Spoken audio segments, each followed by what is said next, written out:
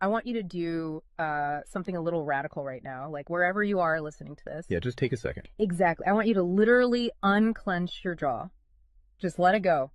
Drop your shoulders. Most of us don't even realize we're tensing up, you know? Right. And look, I don't care if you just finished, a grueling 12-hour shift on the hospital ward, or if you just stepped off a loud, dusty job site. Or even if you're just mentally exhausted from staring at screens all day long. Leave it at the door. It's over.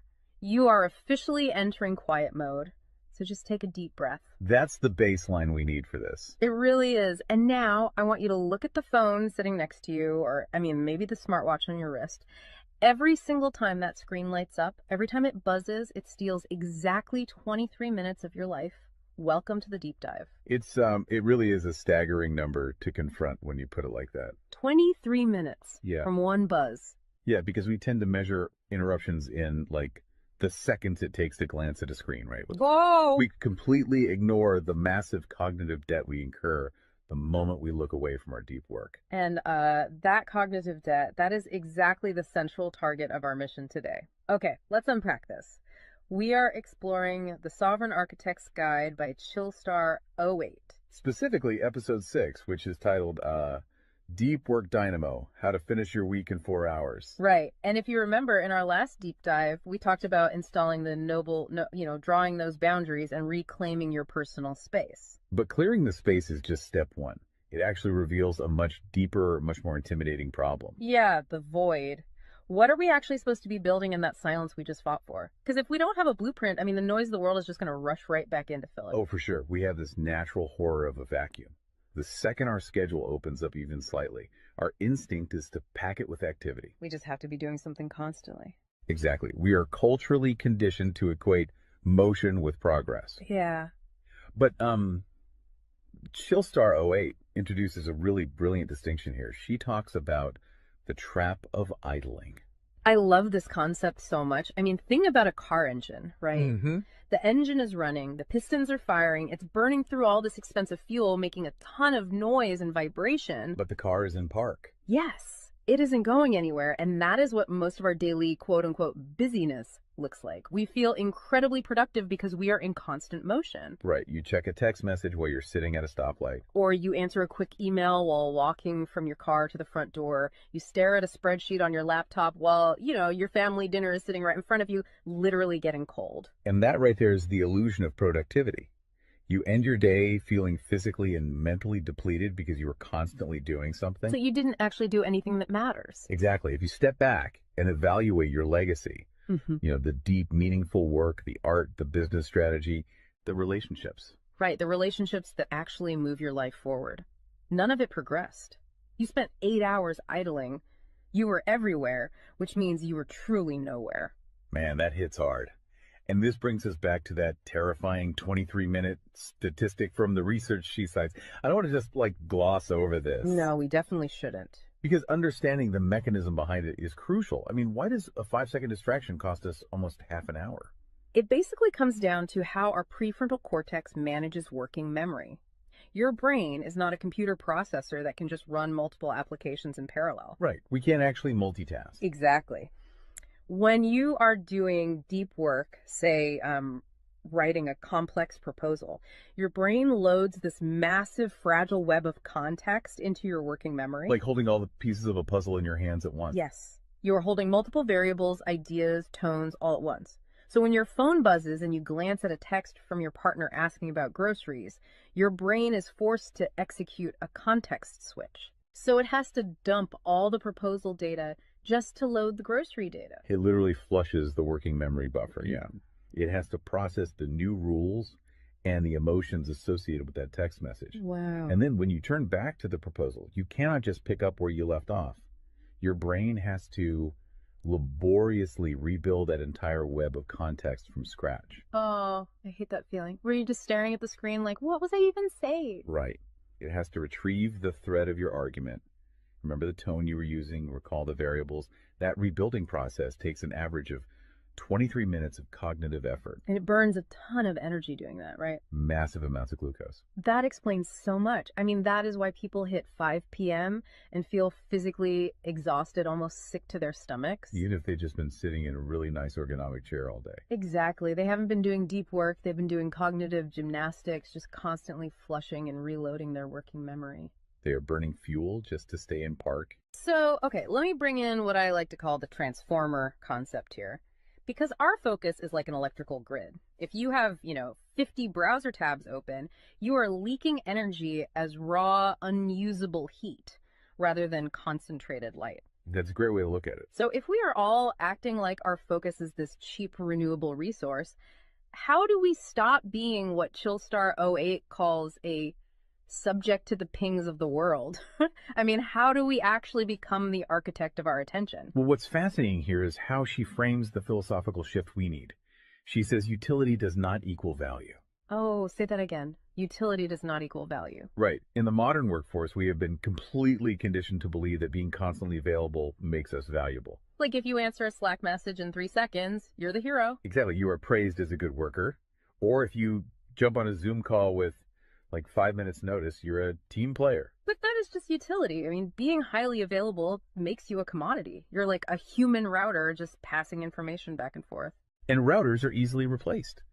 True sovereignty, true value comes from being impactful. You simply cannot make a deep, lasting impact if your attention is constantly fractured by the agendas of other people. Yeah, when you operate like that human router, you are spending your finite, precious Mondays executing someone else's script. You're a subject to the pings of the world. Okay, so we know the biology of why this destroys our focus, and we understand the philosophical trap of, trying to be too available. But how do we actually fix the mechanics of our workday? We have to build the deep work dynamo. Right. So think of your attention like water pressure. If you poke 50 tiny holes in a garden hose, open browser tabs, email notifications, group chats. The water just trickles at the end. Exactly. You cannot wash a car with a trickle. You're just making the driveway wet. That's true. So the Dynamo Audit she lays out, it's about putting a high pressure nozzle on that hose. It narrows the opening to create a stream powerful enough to actually blast through the dirt. And the first step in that audit is auditing the physical environment itself. She calls it analyzing your signal to noise ratio. Okay, so visualize your workspace right now. She asks you to determine if it is a sanctuary or a transit hub. Let's be honest. Most of us are operating in transit hubs. A transit hub is a place of constant arrival and departure. People walking by, announcements over the loudspeaker, just a blur of motion. Yeah, and you can't build a legacy in a train station. But we need to push past the basic phones are distracting advice, right? Because our listeners already know that. Oh, absolutely. Chillstar '08's rule is much more brutal than that. She says if the phone is even sitting on your desk, even face down, it is acting as a parasite on your cognitive grid. A parasite, just by being in the room. The research supports this entirely, by the way. The mere presence of a smartphone in your visual field, even if it is completely powered off, measurably reduces your cognitive capacity. Because your brain is having to actively expend energy to ignore it, right? Exactly. It is running a background process that just keeps saying, don't check the phone, don't check the phone. That is energy being actively stolen from your primary task. So sovereignty literally begins the moment you physically remove the device from the room, put it in a drawer down the hall. Close the door. Make the physical environment quiet. But okay, let's say you've done that. That doesn't stop your own brain from creating internal noise, right? Like trying to juggle 5 projects at once. How do we fix the internal wiring? That brings us to the second pillar of the audit, which is the batch wiring rule. This directly addresses the danger of switching fatigue, which we touched on with that 23-minute penalty. Right, the cognitive glucose burn. Yeah. When we attempt to multitask, like writing a creative brief, then pausing to check inventory levels, then answering 3 customer service emails. And then trying to go back to the brief. Right. We are grinding our mental gears to dust. We are switching between entirely different cognitive states. Because creative writing uses a completely different part of the brain than calculating inventory, obviously. They require entirely different operating frequencies. So the batch wiring rule dictates that you must group similar tasks together based on their cognitive load. Okay. And you do not switch the current until that specific type of work is completely done. You do all your deep analytical thinking in one high voltage burst. And then you save all your reactive administrative stuff for a separate lower voltage block later in the day. Precisely. It's all about staying in one gear. Like if you are driving up a really steep hill, you don't constantly shift between first gear and fifth gear. You lock into the gear that provides the right torque and you just ride it out. That's a perfect analogy. But okay, here's where it gets really interesting. This leads to the third pillar of the audit, and this is where I actually need to seriously push back on the source material a bit. She calls this the zero access window. Ah, yes. This is usually where the resistance starts for people. Because it sounds impossible for a normal person. She says you cannot just plan to be focused, right? You have to legally schedule it. You have to lock in one sovereign hour. Yeah, 1 hour where you are legally dead to the outside world. No boss, no family, no, hey, do you have a second for a quick question? Just you and the blueprint. It's extreme, yes. But let's do a reality check here. I mean, I see how that works for a solo digital entrepreneur or a freelance writer. But what about someone whose literal job description is to be available? Right, like an IT support specialist. Or a floor manager, or a nurse on a ward, or even, a parent at home with a toddler. How do they justify just vanishing? It feels like this advice only applies to a very specific, privileged type of worker. That is the most common and, frankly, the most valid hurdle to this entire system. But we really have to look at how the principle scales, and we have to look at the internal psychology of the worker. Okay, walk me through that. First, let's address the context of Chillstar '08's own life. She is not some solitary monk living on a mountain. She is a wife, a mother, and a grandmother. Oh, wow. Okay. Yeah, and she runs a luxury travel agency and a digital marketing business. Her entire professional and personal life is built around communication and client management. She probably receives hundreds of legitimate demands on her attention every single day. So she is really in the thick of it. She isn't just speaking from some ivory tower. Far from it. She implements the zero access window because of those demands, not in spite of them. Now, for the IT manager or the nurse, obviously, you cannot vanish while on active duty if your role is acute response. Right. You can't ignore a burning server or a patient monitor. Exactly. But the principle applies to the deep work surrounding the active duty, the scheduling, the charting, the strategic planning. Even in highly reactive jobs, there is legacy work that gets pushed to the margins. That makes sense. And the challenge isn't just logistical, it is deeply psychological. It's the internal guilt, isn't it? Yes, exactly. People feel like bad employees or bad parents or bad partners when they set a hard boundary. Yeah. We tie our entire self-worth to our responsiveness. We think, if I am not instantly available, I am failing them. Man, that is so true. We feel guilty for taking an hour to ourselves. But setting a zero access window is not about neglecting your family or your team.